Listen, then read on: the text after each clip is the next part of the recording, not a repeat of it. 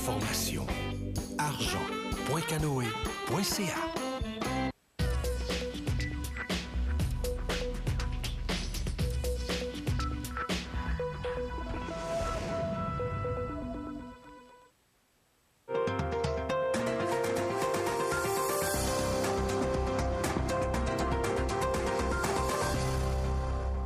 Michel Marcoux.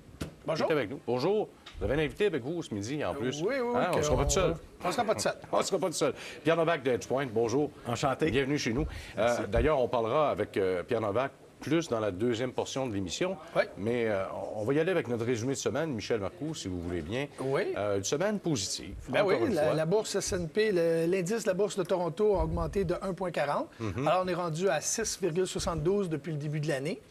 Dow Jones en hausse de 1,71 la semaine passée, encore positif. On est rendu 7,79 S&P 500, une hausse aussi. On a le Nasdaq qui a augmenté de 0,63 4,7 depuis le début de l'année. Le Shanghai Composite qui a augmenté au moins la semaine passée.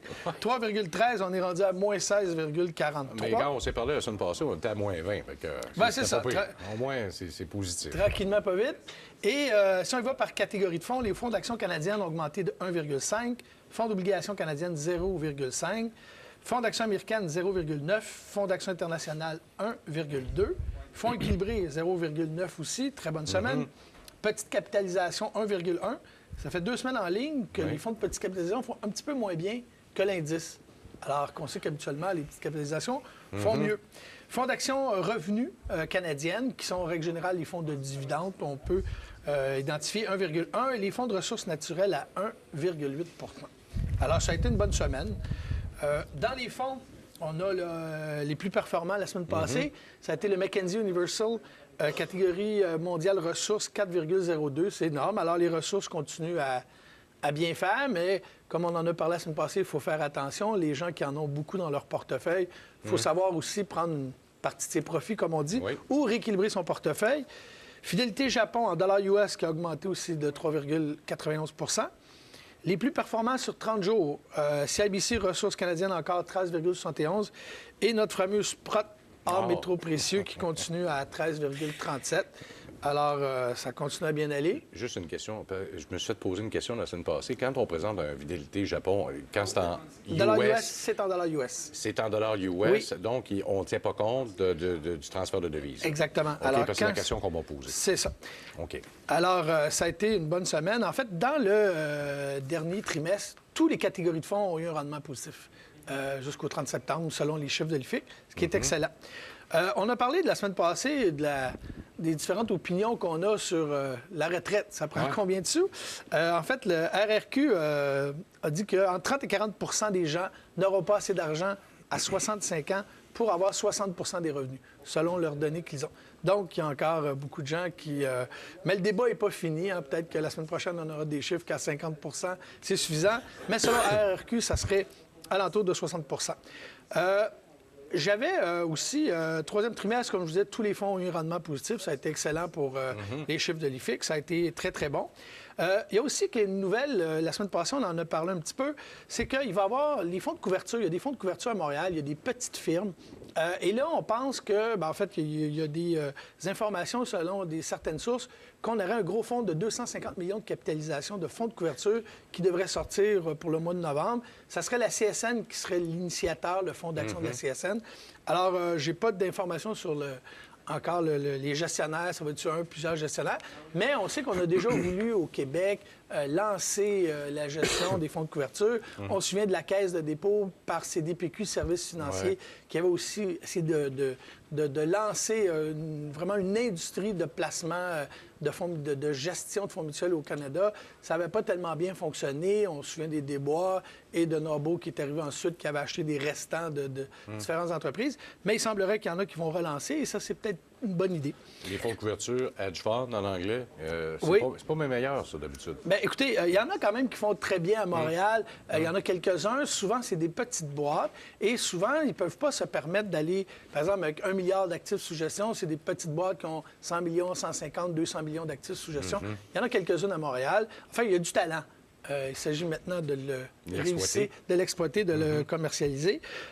Il y a sorti une nouvelle cette semaine assez intéressante, c'est que dans les services financiers maintenant, dans l'épargne collective au Québec, il y a une nouvelle réglementation qui est rentrée en vigueur à la fin septembre, qui s'appelle la 3103, qui ne touche pas tellement les gens, les investisseurs au détail.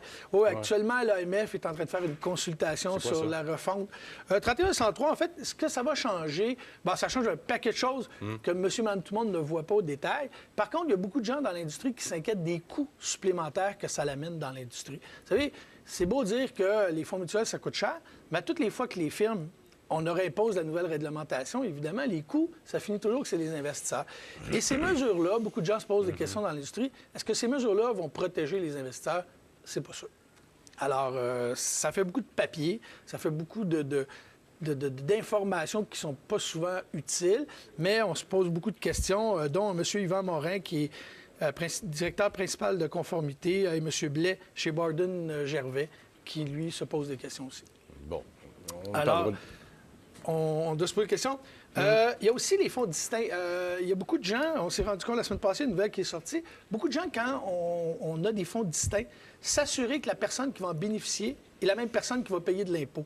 J'en dis pas plus parce qu'on manque un petit peu de temps, mais vous savez, quand on donne un bénéficiaire, c'est pas nécessairement lui qui va payer l'impôt dessus. Alors, quand vous avez votre testament, vous nommez, par exemple, vos frères et sœurs, disons, comme bénéficiaire de votre testament, mais que vos fonds distincts, votre bénéficiaire est une autre personne, cette personne-là ne paiera pas les impôts là-dessus.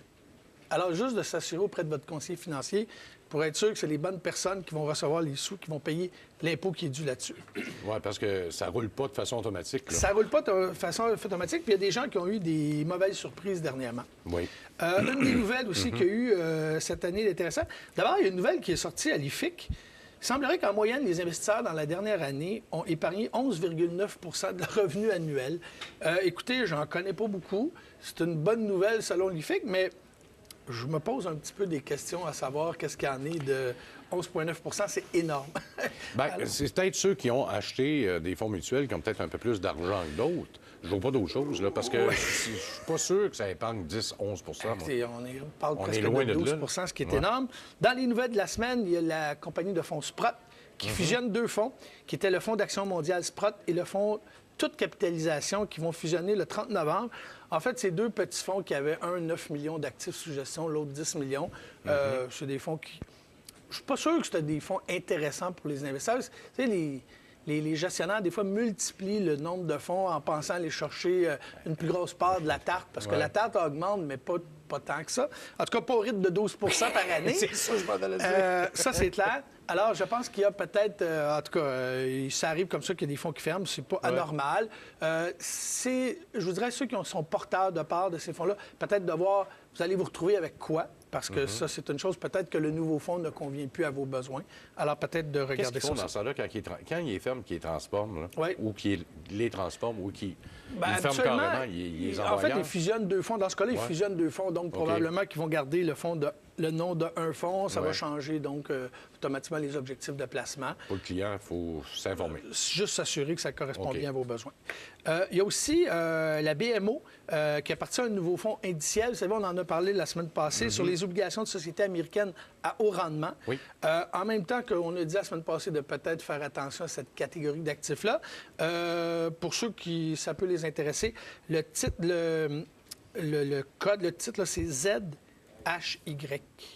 ZHY, qui est le BMO High Yield US Corporate Bond Edge to Canadian Index. C'est ça. Hein? Alors, peut-être intéressant pour certains de vos investisseurs. Il y a aussi l'IFIC qui a sorti des chiffres que la majorité des clients, dans le dernier trimestre, ont utilisé un conseiller financier dans 78 des cas. Alors, et c'est en augmentation de 2 Et on sait qu'on a tendance à penser que de plus en plus de gens délaissent les conseillers qui ont été insatisfaits dans les dernières années et s'en vont chez les courtiers escompteurs. Alors, je ne sais pas si c'est une migration qui revient tranquillement où il y a plus d'investisseurs. Il faut dire qu'à un taux de 12 d'épargne, ça aide certainement à aller chercher un conseiller. Alors, c'est quand même assez surprenant parce que, bon, de plus en plus, on sait que la croissance est importante chez les courtiers escompteurs. Alors, il y a quelque chose d'assez intéressant, là, un phénomène, mais en tout cas, les gens croient encore leurs conseillers et les conseillers des banques faut dire qu'au Québec, par exemple, la Banque nationale et Desjardins dominent. Alors, évidemment, c'est là qu'il y a eu le plus aussi de transactions. Bon. Parmi les autres nouvelles, il nous reste 30 secondes. Bien, en fait, ce que je vous dirais, c'est qu'une petite... on a une petite anecdote, c'est qu'on dit toujours qu'un portefeuille, faut pas juste s'assurer... C'est comme une recette. C'est pas la recette qui compte, c'est chaque ingrédient. Meilleure est leur qualité, meilleure va être notre recette. Alors, faites attention. Alors, il ne faut pas avoir d'OGM là-dedans aussi. Il faut faire attention à ce qu'il va avoir. Exactement. Michel Marcoux, M. Novak, on revient dans quelques instants. Restez des nôtres. On va nous donner quelques petites idées et comment ça fonctionne chez Edgepoint aussi. À tout de suite.